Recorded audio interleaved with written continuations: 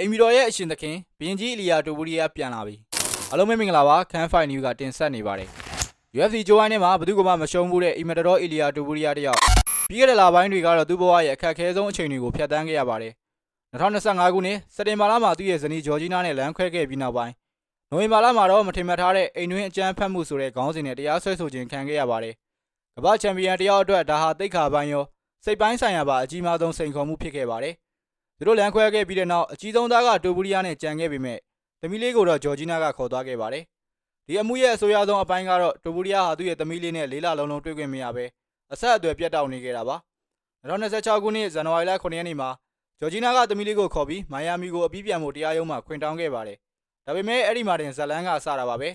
ဂျော်ဂျီနာရဲ့ရှောက်ထားမှုကိုတရားရုံးကပယ်ချခဲ့ရုံနဲ့မကပဲတိုဘူရီယာဟာသူသမီးလေးနဲ့လေးလလုံးလုံးတွေ့ခွင့်မရခဲ့တာကိုတရားသူကြီးကတည်သွားတဲ့အခါမှာတော့ဂျော်ဂျီနာအတွက်အခြေအနေတွေစတင်ဆိုးရွားလာပါတော့တယ်တရားရုံးကတိုဘူရီယာနဲ့သမီးလေးပြန်တွေ့ခွင့်ရအောင်ချက်ချင်းအမိန့်ထုတ်ပြန်ခဲ့ပါတယ်အဲ့ဒီအချိန်ကစပြီးအမှုကတိုဘူရီယာဘက်ကိုတိတိတသာအသာစီးရလာခဲ့တာပါတိုဘူရီယာဟာငြိမ်ခံမနေခဲ့ပါဘူးသူဟာအိမ်တွင်းအကြမ်းဖက်မှုလုံးဝမလုပ်ခဲ့ကြောင်းနဲ့ဒီအမှုဟာသူ့ကိုနာမည်ဖြတ်ပြီးငွေညှစ်ဖို့တတ်တာဖြစ်ကြောင်းခိုင်လုံတဲ့တပ်တွေအထောက်အထားအစုံလင်းနဲ့တရားရုံးကိုတင်ပြလိုက်ပါတယ်ဒီတပ်တွေကဂျော်ဂျီနာဘက်ကိုတကယ်ကိုတုံ့လောက်သွားစေခဲ့ပါတယ်ဆက်သွားရင်လည်းရှုံးမသေးကြတဲ့နဲ့ဂျော်ဂျီနာဟာနောက်ဆုံးမှာတော့သူဆွဲထားတဲ့အမှုကိုအပြီးပြန်လဲရုပ်သိမ်းလိုက်ရပါတော့တယ်ဒီအမှုဟာတရားရုံးအမိန့်မဟုတ်ပဲအပြင်မှာနှစ်ဦးသဘောတူညီနိုင်ပြီးပြီးဆုံးသွားခဲ့တာပါတိုဘူရီယာအနေငယ်ပြီးတော့လိုက်ရတာရှိနိုင်ပေမဲ့ရရှိလိုက်တဲ့အကျိုးကျေးဇူးကတော့အများကြီးပါသူရဲ့အိမ်ကိုပြန်ရခဲ့တယ်လို့သမီးလေးနဲ့လည်းပြန်တွေ့ခွင့်ရခဲ့ပါတယ်အရေးကြီးဆုံးကတော့ပူးတွဲအုပ်ထိန်ခွင့်ရလိုက်တာပါပဲ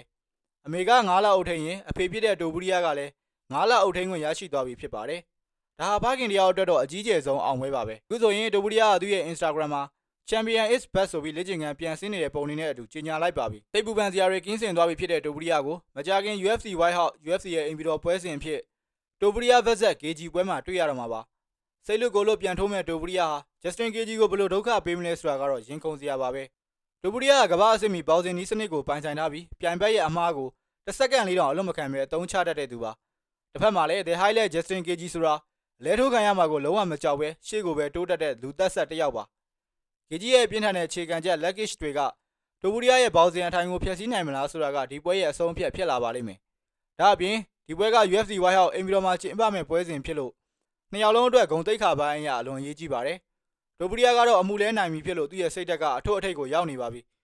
ငါကကမ္ဘာပေါ်မှာအကောင်းဆုံးပဲဘသူကမဆိုအလဲထိုးပြမယ်လို့သူကကြုံဝါထားပါတယ် KG ကလည်းပရိသတ်တွေအမြဲတမ်းတနေတဲ့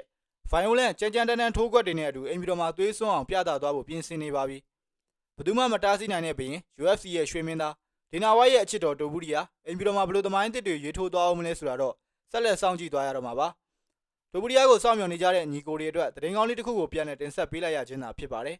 အဆုံးထိကြည့်ရှုပေးတဲ့အတွက်အားလုံးကိုအထူးပဲကျေးဇူးတင်ရှိပါတယ်နောက်ဗီဒီယိုတွေမှာပြန်တွေ့ကြမယ်